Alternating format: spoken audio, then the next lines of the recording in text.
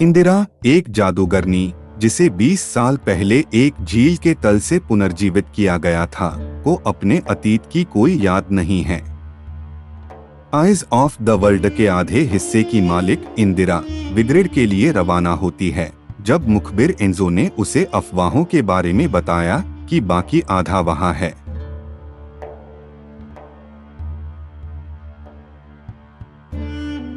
बाद में इंदिरा का सामना जीन नाम की एक अन्य उम्ब्रा जादूगरनी से होता है जो प्रतीत होता है कि इंदिरा के अतीत से संबंध रखती है, और लुका नाम का एक युवक जो अपने पिता की विफलताओं के लिए इंदिरा को दोषी ठहराता है। आखिरकार इंदिरा को पता चलता है कि जीन किसी तरह स्वर्गदूतों से जुड़ी हुई है और उससे फिर से सामना करती है। बाद में वह सेरेजा नाम की एक बाल प्रतिभा से मिलती है जो इंदिरा को अपनी दाई माँ मानती है और उसका अनुसरण करती है। मानव दुनिया में लौटकर इंदिरा ने दाहिनी आंख की खोज जारी रखी, लुका और सेरेजा के साथ इस्ला डेल सोल नामक एक द्वीप की यात्रा की। इंदिरा का फिर से जीन से सामना होता है जो बताते हैं कि इंदिरा एक उम्बरा जादूगरनी और एक निषिद्ध संघ एक लुमेन ऋषि से पैदा हुई एक बच्ची थी। इंदिरा ने जीन को हरा दिया जो बताती है कि इंदिरा के बाईं आंख होने का कारण यह है कि उसने अपने भाग्य को स्वीकार कर लिया है। इंदिरा ने जीन को वह रत्न सौंप दिया जिसे वह ले जा रही थी, जिससे उसे याद आया कि वह सेरेजा है और यह कि जीन कभी उसकी दोस्त थी। यह जीन थी जिसने इंदिरा को उसकी और बाईं आंख की रक्षा के लिए रत्न देकर उसे दूर कर दिया था। जीन के बाद इंदिरा को बचाने के लिए वह लुका और सेरेजा के साथ टावर के माध्यम से जारी रहती है।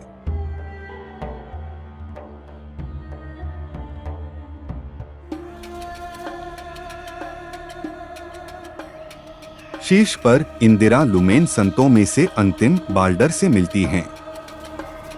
बाल्डर ने खुलासा किया कि वह इंदिरा के पिता हैं और निर्माता जुबिलियस को पुनर्जीवित करके 3 ब्रह्मांडों को फिर से जोड़ने की योजना बना रहे हैं।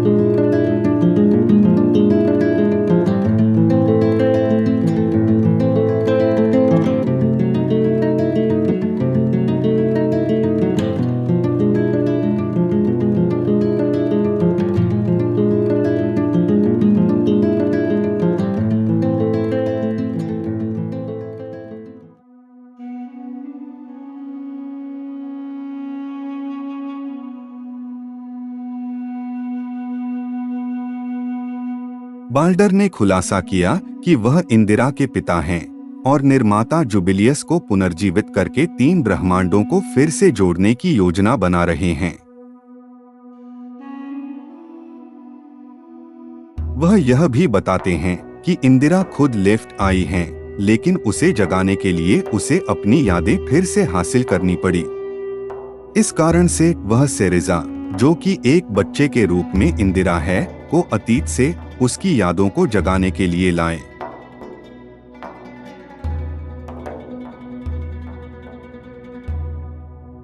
लुका द्वारा सामना किया गया, वह उसे अपनी विफलताओं के लिए दोषी ठहराता है। यह खुलासा करता है कि वह लुका के पिता की विफलताओं के पीछे था, और आगे पता चलता है कि उसने अपनी बोली लगाने के लिए मननियंत्रित जीन को नियंत्रित किया था। इंदिरा लड़ती है और प्रतीत होता है कि बल्दर को हरा देती है और लुका को बचा लेती है।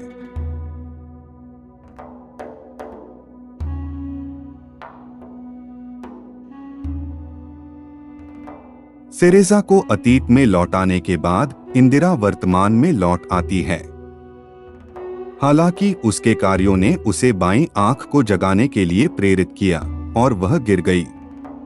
बाल्डर, जो लड़ाई से बच गया था, जुबिलियस के पुनरुत्थान की शुरुआत करते हुए खुद को और बेहोश इंदिरा को टॉवर के ऊपर की मूर्ति की ओर ले जाता है।